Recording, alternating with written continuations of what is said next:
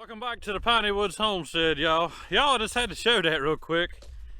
I opened up the door, it's about lunchtime, and a lizard, one of those green anoles that we have here in North Carolina, probably all over the southeast, ran inside the house, and Rocky, that orange cat of ours, he went bonkers trying to get that thing.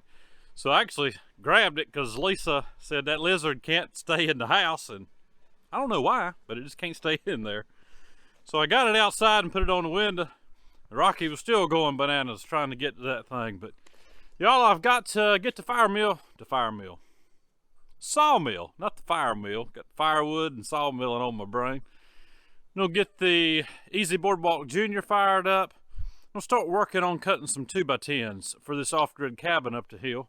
And just bring you along for that as I do a little bit of sawmilling today, guys. Appreciate you stopping in. Hit the like for us. Subscribe to the channel if you hadn't. If you have, y'all, we appreciate you. The best way you can help us is to hit the like, watch these videos, and share them with your friends, y'all.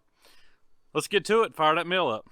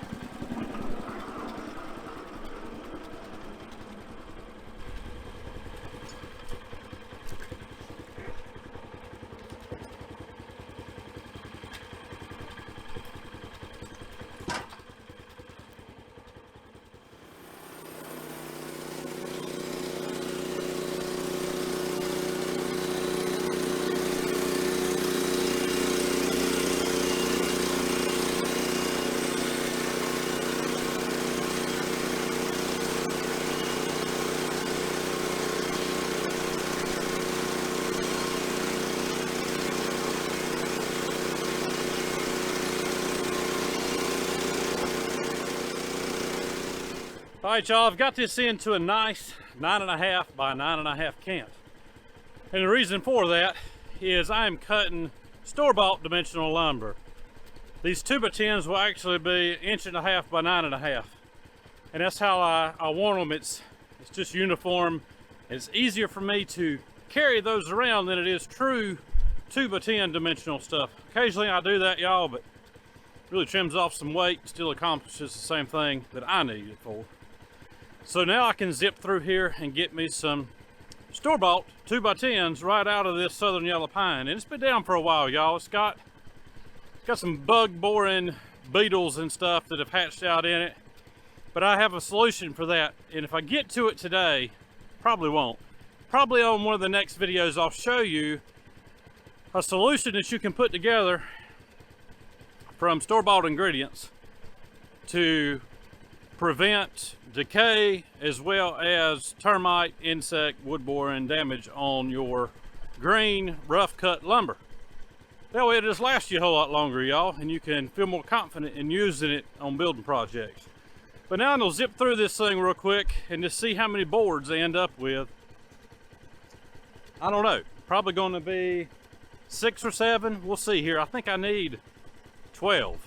So I'll probably have to do another log, but let's see how many we can get out of this one. It's a pretty good sized camp.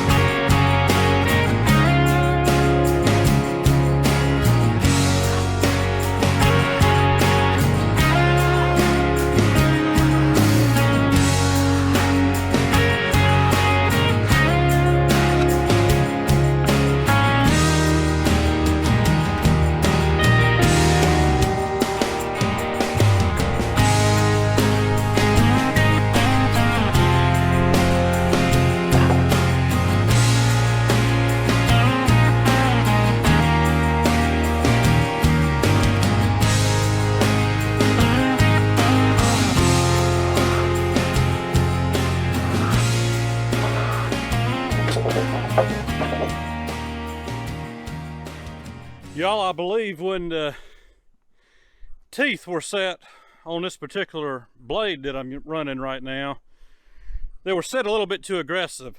And what I mean by that is, if you notice, when I scrape across the top of the cut, it's nice and smooth. But when I scrape across the bottom, it's wanting to grab. No big deal, but I do believe that it's led to this blade prematurely wearing out, because I've only sawed for probably an hour and a half with this blade, and usually I can get 2 to 2.5 hours of sawing before I need to switch out blades. So I'm going to have to switch out blades before I mill anymore, and honestly I think this is the only log I'm going to mill today. I ended up with 6 2x10s, and 4 of them are really good and clean, no wane whatsoever on them.